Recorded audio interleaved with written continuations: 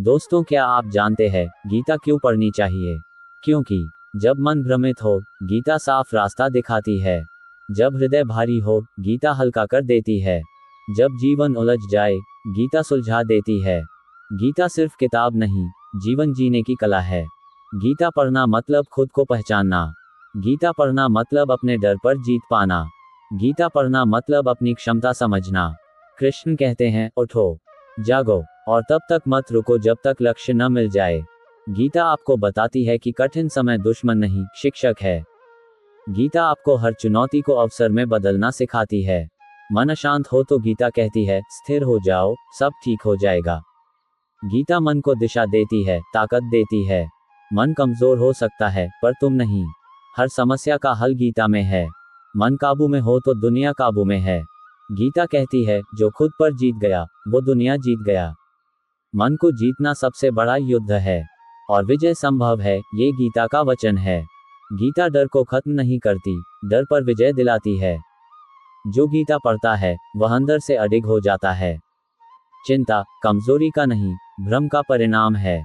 गीता पढ़ने से चिंता पिघलने लगती है। गीता समझाती है, जो हुआ, अच्छा हुआ।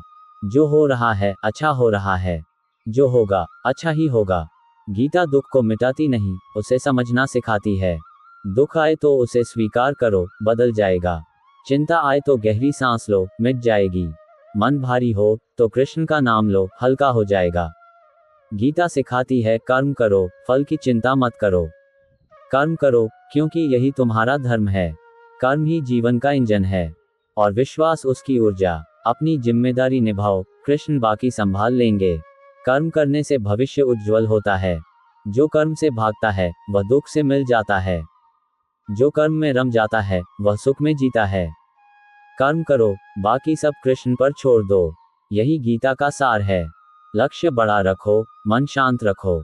मार्ग कठिन हो सकता है, लेकिन तुम उससे बड़े हो।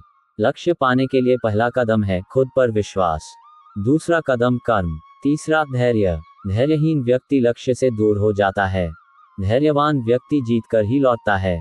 संघर्ष से मत डरो, संघर्ष ही तो तुम्हें मजबूत करेगा।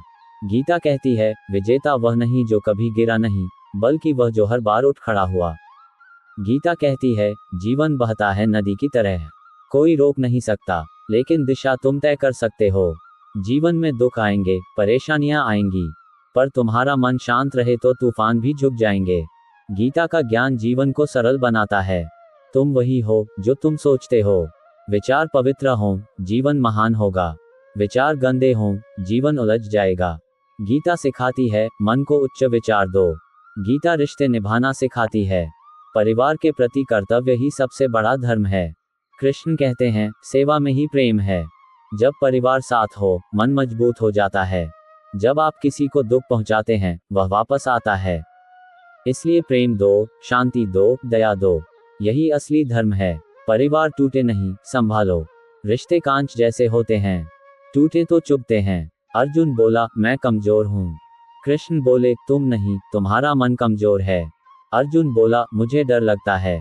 कृष्ण बोले, डर वही करता है जो मुझ पर विश्वास कम करता है। अर्जुन बोला, रास्ता कठिन है। कृष्ण बोले, कठिन रास्ते ही वीर बनाते हैं। अर्जुन बोला, मेरे पास शक्ति नहीं। कृष्ण बोले, मेरे साथ चल, शक्ति मैं दूंगा। अर्जुन बोला, लोग क्या कहेंगे? कृष्ण बोले, जब तुम सफल हो जाओगे, लोग वही कहेंगे जो तुम चाहोगे। गीता आत्मा की यात्रा है। शरीर नश्वर है, आत्मा अमर है। मृत्यु भय नहीं, परिवर्तन है। कृष्ण भक्ति मन को शांत रखती है। जो कृष्ण को याद करता है, उसका मार्ग स्वयं कृष्ण बना देते हैं। भक्ति मतलब शक्ति। भक्ति मतलब शांति। भक्ति मतलब दिव्यता। भक्त का मार्ग अंधेरा नहीं होता, उसका मार्ग श्री कृष्ण स्वयं प्रकाशित करते हैं। जीवन एक युद्ध है, और गीता तुम्हारा अस्त्र। भय एक भ्रम है, और शक्ति तुम्हारा सत्य। गीता कहती है, खुद को जानो, सब जान जाओगे।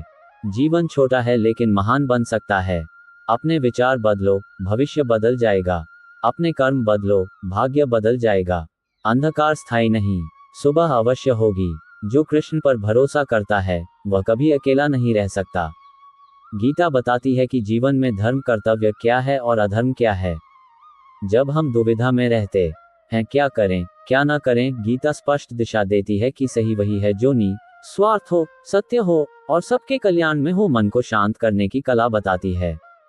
जीवन में तनाव, क्रोध, दुख, भय, घबराहट सब मन से शुरू होते हैं। श्री कृष्ण मन को नियंत्रित करने के 3 रास्ते देते हैं। ज्ञान, सही समझ, कर्म, सही कार्य, भक्ति, ईश्वर में विश्वास। इनसे मन स्थिर, शांत और शक्तिशाली बनता है। संकट में सही निर्णय लेने की शक्ति देती है।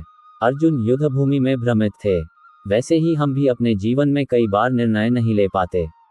गीता समझाती है कि परिस्थितियां कितनी भी कठिन हो, सही निर्णय वही है जो कर्तव्य और सत्य पर आधारित हो, न कि भय और भावनाओं पर। जीवन को कर्मयोग से जोड़ती है। गीता कहती है, कर्मण्येवाधिकारस्ते मा फलेषु कदाचन। इसका अर्थ, तुम्हारा अधिकार केवल कर्म करने में है, परिणाम पर नहीं। इससे व्यक्ति तनाव मुक्त होकर श्रेष्ठ प्रयास करता है और धीरे धीरे सफलता निश्चित होकर मिलती है। मृत्यु का भय मिटाती है।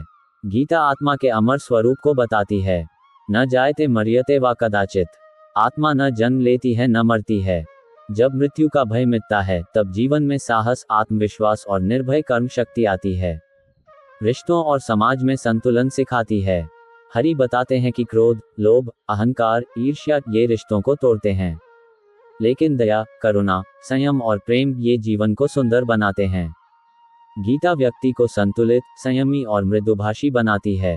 भक्ति, श्रद्धा और ईश्वर पर विश्वास की राह दिखाती है। गीता में बताया गया है कि ईश्वर हर हृदय में स्थित है। श्रद्धा, भक्ति और समर्पण से जीवन का भार हल्का होता है और व्यक्ति आंतरिक शांति पाता है।